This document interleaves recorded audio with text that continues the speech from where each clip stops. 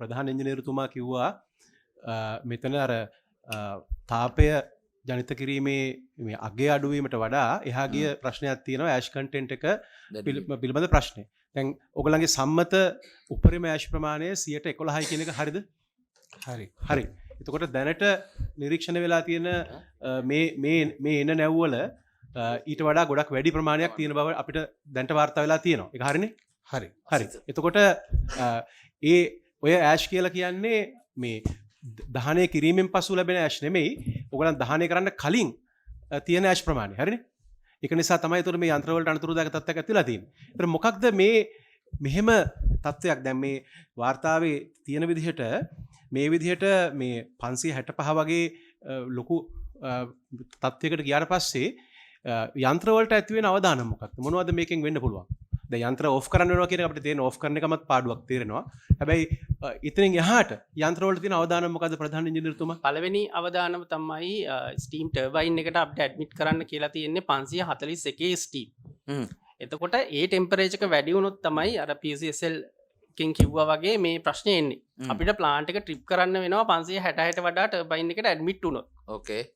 එතකොට ඒක පළවෙනි එක. එතකොට ඒ වගේ එහෙම වුණොත් මේ වෙන ඩැමේජ් එක මොකක්ද කියලා මේ අහන්නේ. ඒකේ ඩැමේජ් එක තමයි අපි අර GM සයින් කරලා එව්වනේ ලෙටර් එකක්.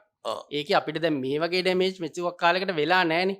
එතකොට අපිට හිතා ගන්න බෑ මොන ලෙවල් එකකට ඩැමේජ් වෙයිද කියන එක. අපි ඒකේ දැම්මා අදහස් කළා සාමාන්‍යයෙන් ටර්බයින් මේන්ටේන් එකක් ආවොත් මෙච්චර දෙයක් වෙනවා කියලා. කලින් අර රිපෙයාර්ස් වලට කියලා දාපු ඒ වේදන් තියෙන එකට. ඒක තමයි මේ ප්‍රශ්නේ.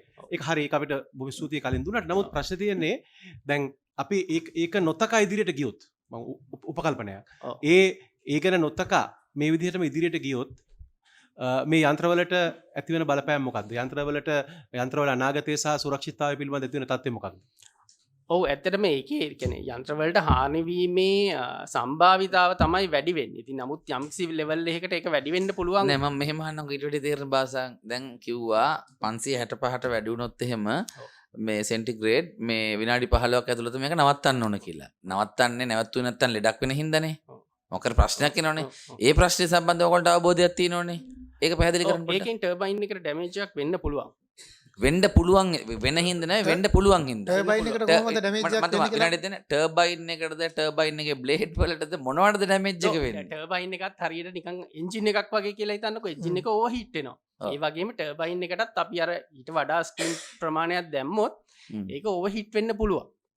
ඒක තමයි තියෙන්නේ. එතනින් එහාට මං හිතන්නේ ඒක නෑ ඔයගොල්ලන්ට විශේෂඥ දැනුමක් තියෙනවද? දැන් වාහනේ එන්ජින් එක වාහනේ හදන කෙනාට අවබෝධයක් තියෙනවනේ. දැන් මෙච්චර ගියොත් මේක පුපුරනවා අරක පුපුරනවා එතකොට මේක දාන්න වෙනවා කියලා. දැන් බලාගාරේ ඔපරේට් කරන ඔබතුමන්ලාට අවබෝධයක් විශේෂඥ දැනුමක් තියෙනවද?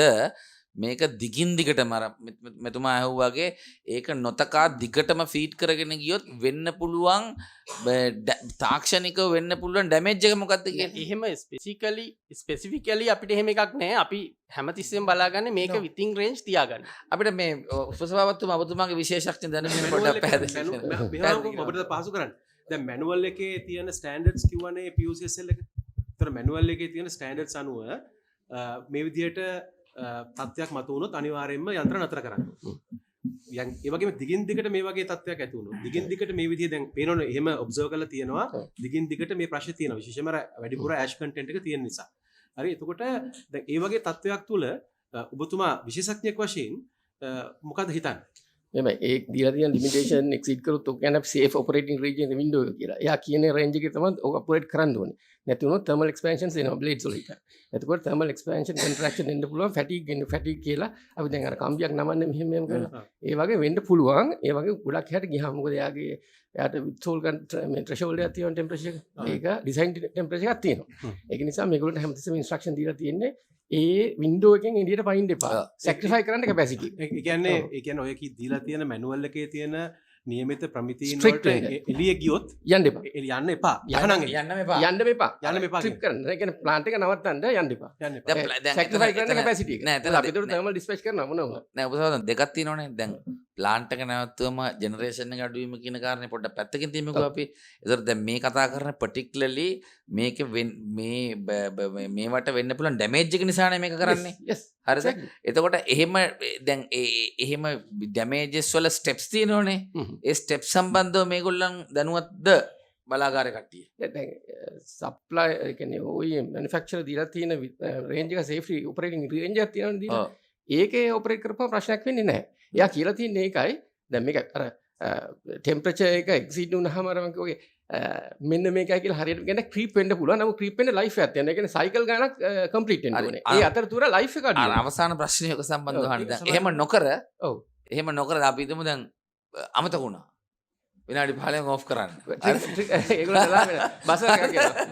ඒගොල්ලෝ එලාම දෙනවා. අපි ඔක්කොම මිනිස්සු අමතක වුණා. ඒක මත මෙහෙමයි. ඒක දැන් ඕවා එක්ස්පර්ට්ස්ලා රන් කරන ප්ලාන් නේ වාහනයක් වගේ නෙමෙයි. වාහනේට ඉන්ටර්ලොක්ස් තියෙනවා. ඒතර වාහනේ ඔටෝමැටිකලි එතෙන්ට ආවම කට් ඔෆ් වෙනවා. නමුත් මේවා එක්ස්පර්ට් බලන් ඉන්නනේ. ඒ කියන්නේ 24 hours මොනිටර් කරගෙන ඉන්නේ. එතකොට එලාම් වෙනවා. ඒ වගේ දේවල් මේගොල්ලන්ට ඉන්ෆෝම් කරනවා. දැන් ප්ලාන්ට් එක නෑ මම මේ ප්‍රශ්නේ වෙන්නේ දැන් අපි කොම් මිනිස්සු එලාම් වදිනකොට නිදා ගන්න කට්ටිය ඕන තරම් ඉන්නේ. හරිද? මේ අපි ඔක්කොම මිනිස්සුනේ හරිද? ඒ මොනවද පනිෂ් කරන්න ඕනේ. අර පනිෂ් කරන එක දෙවෙනි කතාව මං නෑ අපි නෑ out of the joke මං අහන්නේ එහෙම හානියක් වුණොත් ඒ හානිපූර්ණය සම්බන්ධව ගණනයක් තියෙනවද?